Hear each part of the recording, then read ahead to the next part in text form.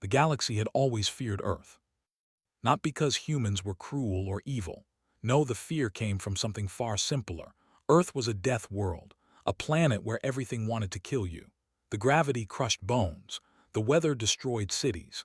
Predators hunted in every forest, every ocean, every desert. Diseases spread like fire. And somehow, against all logic, humans had survived. When the Galactic Confederacy first discovered Earth, they sent observation drones to study the planet.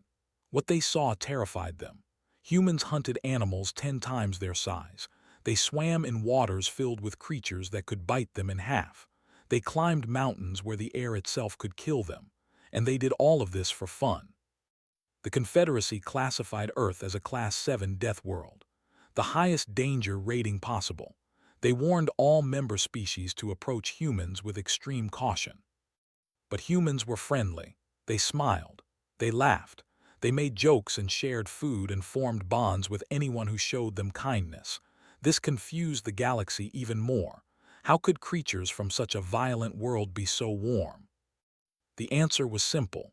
Humans had survived their death world by working together, by protecting each other, by never leaving anyone behind. Captain Park understood this better than most. She stood on the bridge of the TRS Dauntless, a medium-sized exploration vessel of the Terran Republic. The ship was not a warship. It carried scientists, engineers, and diplomats. Its mission was peaceful: survey new systems, build communication relays, make friends with alien species. Was 34 years old. She had short black hair and sharp eyes that missed nothing. She had grown up in a coastal city known for its storms and stubborn people. The sea had taught her patience. The military had taught her strength. Command had taught her responsibility. Her crew of 47 humans trusted her completely. So did the 12 alien liaison officers who served alongside them. Together, they had spent 8 months in the Outer Rim, far from home, far from backup. It was supposed to be a quiet assignment. Changed everything. The young communications officer sat at his console, headphones pressed to his ears. His face, usually relaxed and cheerful, had gone pale. His fingers trembled as they moved across the controls. "Captain," he said, his voice was barely above a whisper, "I'm receiving a distress signal." Turned to face him. Origin. 442B, the mining colony, swallowed hard. "It's an SOS, colony-wide emergency. I'm hearing weapons fire in the background, screaming, children screaming." The bridge fell silent. Every crew member stopped what they were doing. Every eye turned to the main, where projected the signal's data. 12,000 colonists, peaceful miners who had never hurt anyone, families, children, elders, all of them crying for help. Chief Engineer was the first to speak. He was a large man with rough hands and a gentle heart. He had built engines since he was 16 years old. He had never built a weapon in his life. "Who's attacking them?" he asked. Checked his readings again. "Raiders, 6 warships in orbit. They're bombing the surface and deploying ground troops." A cold anger spread through the bridge. Everyone knew the Empire. Slavers, conquerors, monsters who viewed other species as property. They raided colonies on the edge of Confederacy space, taking prisoners to sell in markets where life had no value. Medical officer stepped forward. She was small and quiet, with kind eyes and steady hands. She had saved more lives than she could count. Now she looked at with an expression that needed no words. "How far is the nearest Confederacy fleet?" asked. Tactical Officer Shin checked his console. He was young but brilliant, a prodigy who could calculate battle trajectories in his head. 3 days at maximum speed. We're the only ship in range. "And us against 6 warships." Hesitated. "We would be. Our shields would fail within minutes of sustained fire." He paused. "But we're faster, more maneuverable, and our crew is human." Understood what he meant. Humans were different. Their reflexes were faster. Their endurance was greater. Their willingness to fight against impossible odds was legendary. On a death world, you learned to survive or you died. There was no middle ground. She looked around the bridge at her crew. These were her people, her family. If she gave the order, some of them would die, maybe all of them. but somewhere on 442B, children were screaming. Said calmly, "Send a message to every Terran vessel within 3 sectors. Tell them what's happening. Tell them we're going in."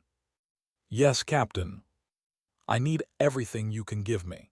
Push the engines past their limits if you have to." The engineer nodded. "They'll hold, I'll make sure of it. Prepare weapons and shields. We're not going to win this fight, but we're going to make them bleed for every second." "Understood." Activated the ship-wide comm. Her voice echoed through every corridor, every room, every heart on the Dauntless. "All hands, this is the captain. We have received a distress call from a civilian colony under attack.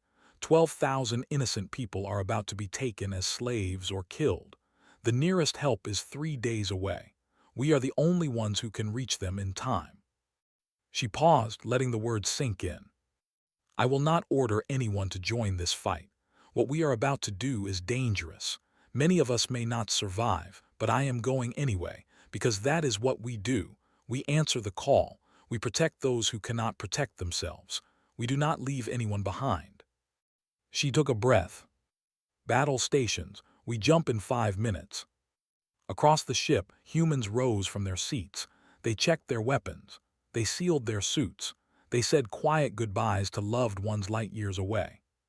And when the Dauntless jumped too, not a single person stayed behind. Because they were human, and someone needed help. The Dauntless dropped out of and flew straight into hell.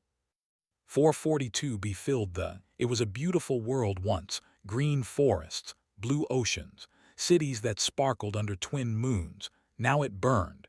Great columns of smoke rose from the surface. Fires spread across entire continents. The lights of the cities had gone dark.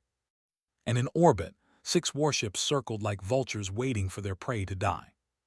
Each vessel was massive, 3 times the size of the Dauntless. Their hulls were covered in weapons. Their engines glowed with stolen power. They had conquered 100 worlds and feared nothing in the galaxy. Until today. 6 ships confirmed, reported from the tactical console. His voice was steady, but his hands gripped the controls tight. "They've detected us. The lead vessel is hailing." Straightened in her chair, "Put them on screen." The flickered, a face appeared. It was not human. The commander was a reptile, 7 feet tall. Scales covered his body like armor. His eyes were yellow and cold, without mercy or compassion.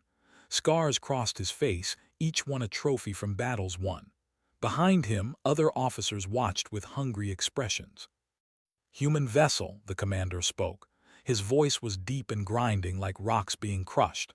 "You enter territory, you interrupt conquest. This is your one warning. Surrender your ship and your crew. We may choose to kill you quickly." Stood from her chair. She was small compared to the monster on the screen, but she did not flinch. She did not look away. "I am Captain Park of the Terran Republic," she said clearly. "You are attacking a civilian colony under Confederacy protection. 12,000 innocent people. Women, children, elders, people who never hurt anyone." The commander laughed. It was an ugly sound, like bones breaking. "Innocent? They are weak. The weak exist to serve the strong. This is the law of the universe. Surely your species understands this. We have studied humans. You come from a death world. You should know that only the strong survive."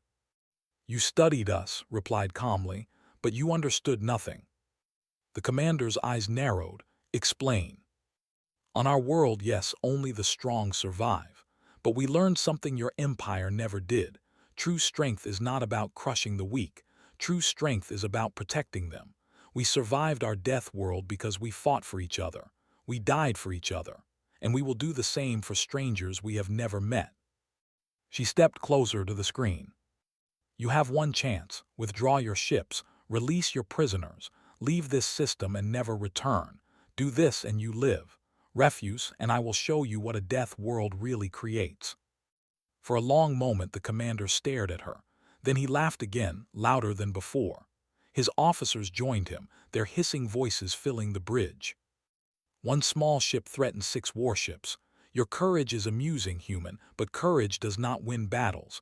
Numbers win battles, power wins battles, and you have neither." Smiled. It was not a friendly smile. "You're wrong," she said. "We have something better. We have nothing to lose." She cut the transmission. "Target their lead ship's engines. Don't destroy it, cripple it. I want them to watch what happens next." "Yes, Captain." "Divert all power from non-essential systems. Everything goes to weapons and shields." "Doing it now." "Keep broadcasting. I want every ship in 3 sectors to know what's happening here. The galaxy needs to see this." The Dauntless surged forward. The ships opened fire immediately. Energy beams sliced through space. Missiles launched in waves. Any normal ship would have been destroyed in seconds. But the Dauntless was not normal. It was crewed by humans. Watched as her crew worked in perfect harmony, calculated trajectories faster than any computer. Pilot moved the ship like it was part of her own body, dodging attacks that should have been impossible to avoid. Squeezed power from systems that should have failed hours ago. The first Terran torpedo struck the flagship's engines. The explosion ripped through their propulsion system, leaving the massive ship drifting helplessly. A second torpedo disabled their weapons array. The pride of the fleet had been crippled by a ship 1/3 its size. "Direct hit," announced. "Flagship is disabled." The remaining ships hesitated. They had never seen anything like this. Their commanders had conquered 100 worlds, but they had never faced an enemy like humans. That hesitation cost them. The Dauntless dove between 2 warships, so close that their weapons couldn't track it. Terran guns fired at point-blank range, tearing holes in hulls. One ship's reactor exploded, turning it into a cloud of debris. Another lost its bridge entirely, its crew scattered into the void. "2 ships down," reported. 4 remaining, they're changing formation, trying to box us in." "Let them try," said. But she knew the truth. They couldn't keep this up forever. The Dauntless was taking hits. Shields were failing. Hull breaches were being sealed by emergency systems. Every minute that passed brought them closer to destruction. And on the surface below, the ground forces were still advancing, still taking prisoners, still killing anyone who resisted. "Captain," said quietly, "our shields are at 30%. We've lost 4 crew members. 7 more are injured." Closed her eyes for just a moment. 4 of her people, gone because she had chosen to fight. She opened her eyes again. "How long until help arrives?" "At least 8 hours, maybe more." 8 hours, an eternity in battle. "Then we hold for 8 hours, said. "We keep them focused on us. We make them so angry, so desperate to destroy us, that they forget about the colony below. Every second we survive is another second those people have." She stood tall, her burns and bruises forgotten. "We are human, and we do not give up." The Dauntless turned and charged back into the fight, alone against 4 warships, outnumbered, but never outmatched. Because humans had survived worse. And they would survive this too. While the Dauntless fought in the sky, another battle raged on the ground. Lieutenant Minu hit the dirt hard. The emergency drop pod had brought his squad down fast, too fast. His bones ached. His ears rang. Smoke filled his lungs with every breath.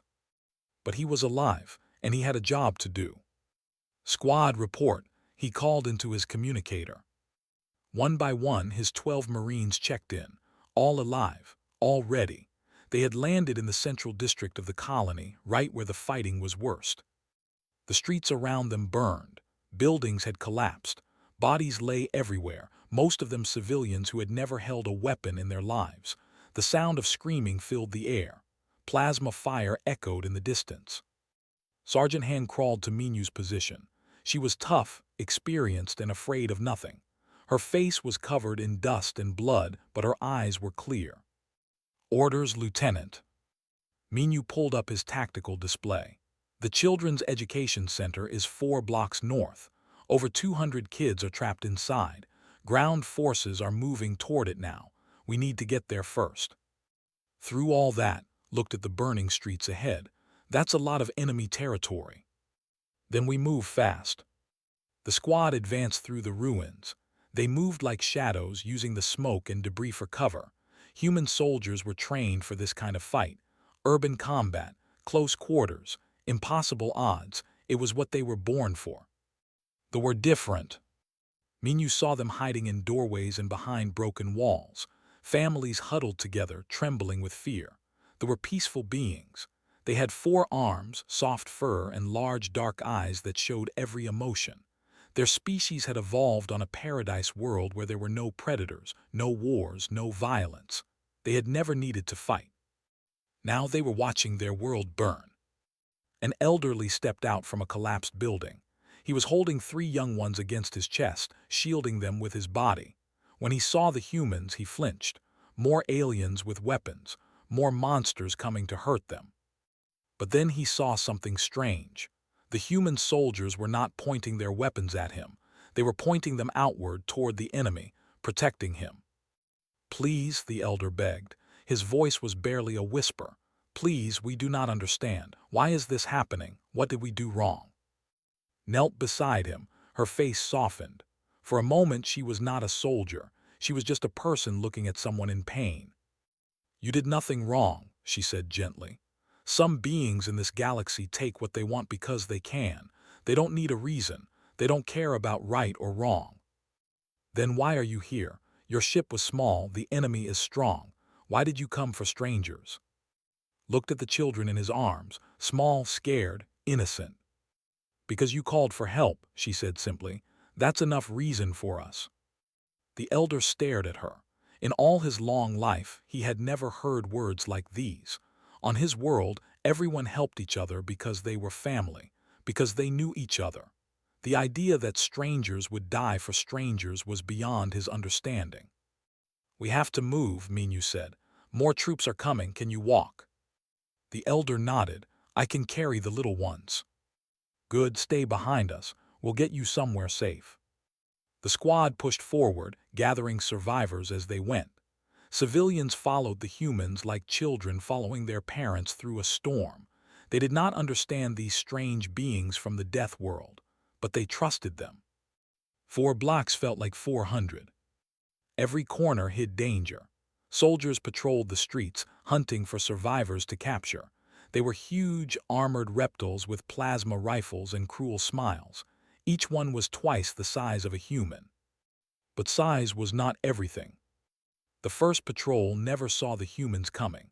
Minyu's squad hit them from 3 directions at once, bullets finding the gaps in their armor. The aliens fell before they could fire a single shot. "Move," Minyu ordered. "Don't give them time to regroup." They reached the education center just as an assault team was breaking down the doors. Inside, over 200 children screamed in terror. Teachers tried to shield them with their bodies, knowing it was useless. They wanted them alive. Young slaves were valuable. Private was the first to engage. She was small even for a human, but she moved like lightning. Her rifle barked 3 times and 3 soldiers dropped. A 4th turned and fired, catching her in the shoulder. Went down. The pain was incredible. Her arm felt like it was on fire, but she saw 2 children behind her, frozen with fear. "Run," she shouted at them. "Get inside." She kept firing with her good arm, covering their escape. The battle became chaos. Humans and fought hand to hand in the burning streets. More enemy soldiers arrived. More humans fell, but they kept fighting. Minyu found himself face to face with a commander. The alien was massive, armed with a blade that glowed with energy. He swung at Minyu with enough force to cut him in half. Minyu dodged, barely. He drove his combat knife into the gap between the alien's armor plates. The blade found flesh. The commander roared and swung again. This time Minyu didn't dodge. He pushed forward, driving the knife deeper. The commander fell and Minyu fell with him. When he stood up, covered in alien blood, the remaining soldiers were retreating. They had never faced enemies like this. Enemies who would not stop. Enemies who would die standing rather than run. Appeared at his side. Area secure, all children accounted for. Minyu looked at the education center. 217 young stared back at him through the windows. They were alive. Scared, but alive. One small child pressed her hand against the glass. Her huge dark eyes were filled with wonder. Minyu raised his hand and pressed it against the glass from the other side. "It's okay," he said softly, though she couldn't hear him. You're safe now, we've got you." Behind him, his squad regrouped. They were wounded, exhausted, and running low on ammunition, but they were still standing. And they would keep standing until the last child was safe. 6 hours into the battle, the Dauntless was dying. Sat in her captain's chair, but she could barely feel her legs anymore. Burns covered her arms. A deep cut on her forehead had stopped bleeding, but the blood had dried on her face like war paint. Around her, the bridge was a ruin. Consoles sparked. Lights flickered. Half her crew was gone. But they were still fighting. "Shields at 7%, reported. His voice was hoarse from breathing smoke. His hands were burned from manually rerouting power systems. "One more direct hit and we're done." "Weapons." "Port cannons are offline. Starboard has maybe 20 shots left. We used the last torpedo an hour ago." Nodded slowly. She had known this was coming. When you fight 6 warships with one small vessel, there is only one ending. She had always known that. But they had held 6 hours against impossible odds. They had crippled 3 warships and kept the others so focused on revenge that they had stopped reinforcing their ground troops. Down on the surface, Minu's squad had saved the children. Other survivors had escaped to emergency bunkers. It was enough. It had to be enough. Captain's voice was weak. He had taken shrapnel to his side 2 hours ago, had patched him up, but he refused to leave his station. "The commander is hailing us again." "Put him through." The flickered to life. The commander looked different now. His confidence was gone. 3 of his ships were destroyed or crippled. His flagship was still drifting helplessly, and one small human vessel had done all of it. "Human," the commander growled. "You have fought well, better than any species we have conquered. I offer you a warrior's choice. Surrender now and I will kill you quickly. Your crew will be sold as slaves, but they will live. Refuse, and I will tear your ship apart piece by piece. I will capture your survivors and make them suffer for years before they die." Laughed. It hurt to laugh. Everything hurt, but she couldn't help it. "You still don't understand," she said. "You've been fighting us for 6 hours and you still don't understand what we are." "Explain." "We're not just fighting for ourselves. We're fighting for those people down there, people we never met before today, people who will never know our names. We came here knowing we would probably die, and we did it anyway, because that's what humans do." She leaned forward, her eyes burning with fury. "And right now, while you've been busy with us, my message has been spreading across the galaxy. Every Terran ship within 3 sectors knows what you did here. They know you attacked civilians. They know you tried to take children as slaves, and they are coming."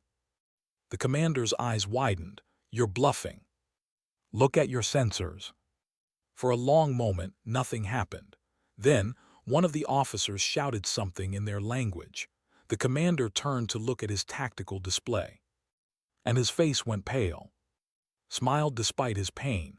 "Captain, I'm reading multiple FTL signatures, big ones. They're entering the system now." The split. On one half, the commander stared in horror. On the other half, saw the most beautiful sight of her life. 17 Terran warships dropped out of imperfect formation. They were huge, real warships built for battle, battle cruisers with guns that could crack planets, destroyers that moved like predators, and at the center of the formation, the biggest ship of all, the TRS Unbreakable, flagship of the Terran Second Fleet. But they weren't alone. Behind the human fleet came ships from a dozen other species, medical vessels rushing to help their people, fighters eager to defend their allies, even a Confederacy peacekeeping force that had pushed their engines beyond safe limits to arrive in time. The galaxy had heard the call, and the galaxy had answered. Admiral Ryu's voice filled the comm system. He was an old man, haired and calm. He had fought in 100 battles and won them all, but today his voice carried something new, cold anger. "This is Admiral Ryu of the Terran Second Fleet. Vessels, you have attacked a protected colony. You have murdered civilians. You have tried to enslave children, and you have fired upon one of our ships." He paused. "You have exactly 60 seconds to surrender. Drop your shields. Power down your weapons.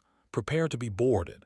If you refuse, if you fire a single shot, if you try to run, we will destroy you so completely that your empire will forget you ever existed." The commander snarled. His pride wouldn't let him surrender. His honor demanded he fight. "The Empire does not bow to anyone. We are the strongest in the galaxy. We fear nothing. We will never." The Unbreakable fired a single round. It moved too fast to see. One moment the flagship was there. The next moment its reactor core exploded. The massive ship tore itself apart from the inside, becoming a cloud of debris and flame. 50 seconds, Admiral Ryu continued, as if nothing had happened. The remaining ships panicked. Some tried to surrender, others tried to run. It didn't matter. Human warships were faster. Human weapons were more precise. Human crews had been waiting for this moment for 6 long hours. The battle lasted less than 20 minutes. When it was over, 4 warships were destroyed. One was captured, its crew in chains. Only one escaped, fleeing into deep space with a message that would echo through their empire forever. The humans had come, and they had shown no mercy to those who hurt the innocent. On the bridge of the Dauntless watched the last ship disappear into. Her ship was broken.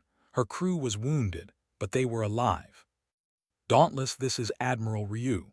The old man's voice was gentle now. "You held the line, Captain. 6 hours against 6 warships. Your crew saved 12,000 lives today.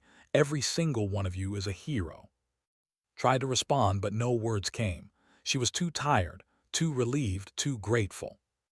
Instead, she just smiled. They had done it. Against impossible odds, they had done it. Because that's what humans do. 3 days after the battle, 442B was slowly coming back to life. The fires had been put out. The dead had been buried. The survivors had emerged from their hiding places to find that, against all odds, they still had a home. It was damaged. It was, but it was still theirs. And they were not alone. Ships from across the galaxy had arrived to help. Human engineers worked alongside builders to repair homes. Medical teams from 10 different species treated the wounded. Food and supplies poured in from colonies light years away.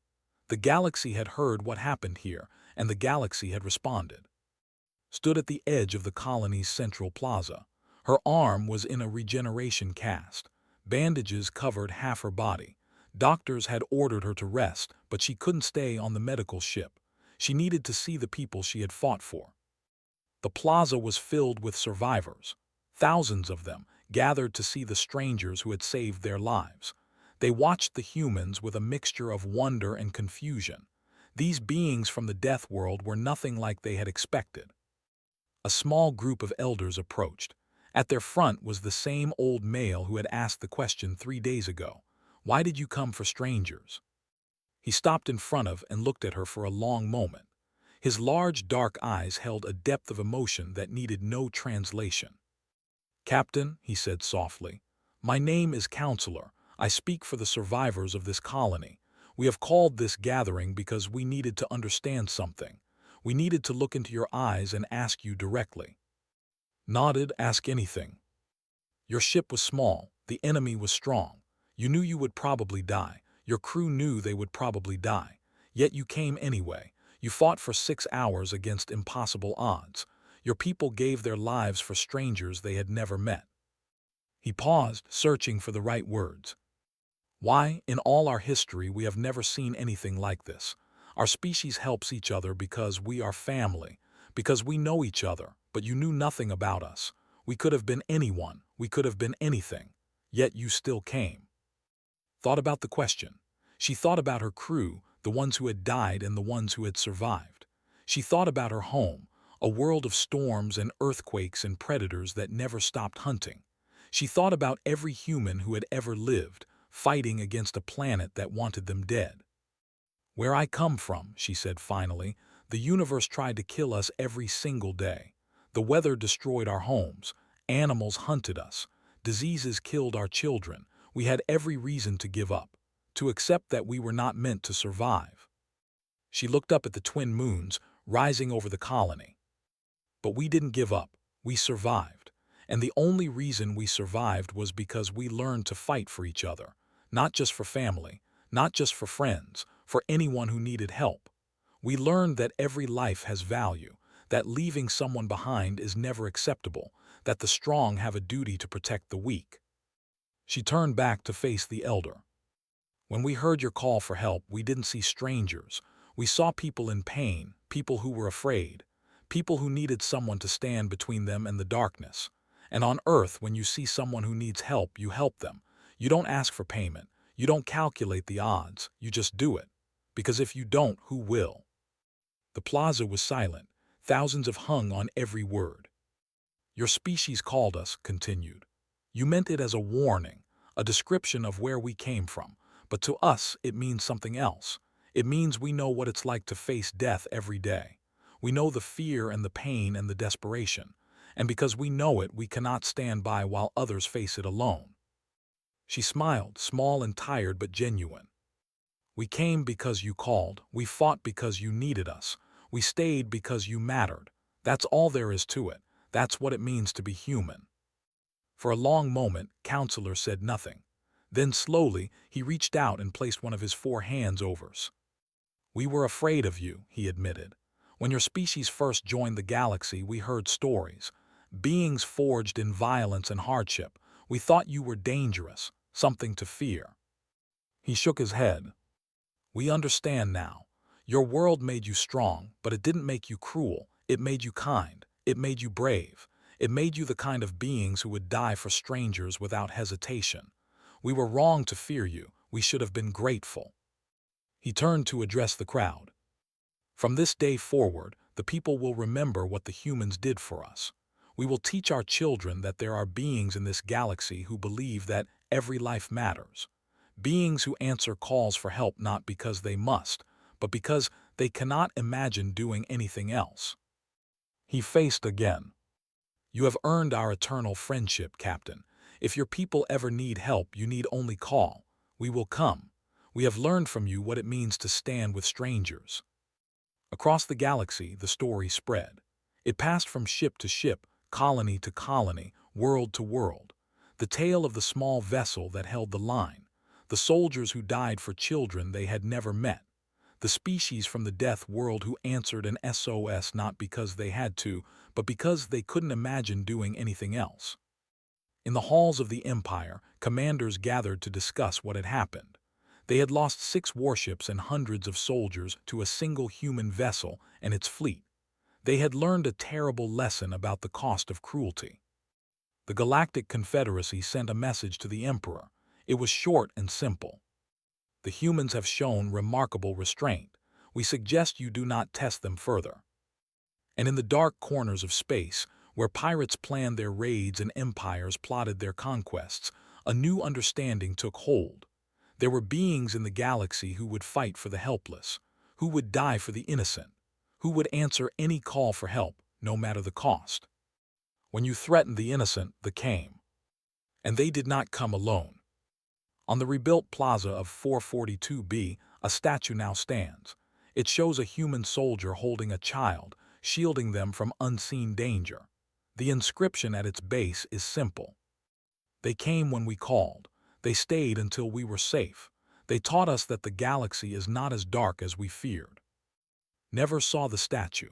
She was already gone, flying toward the next mission, the next crisis, the next call for help. That was the human way. You did the right thing not for thanks or glory, but because it was right. But sometimes, late at night, she would look out at the stars and smile. Somewhere out there, children were sleeping safely because humans had answered the call. And that was enough. That would always be enough.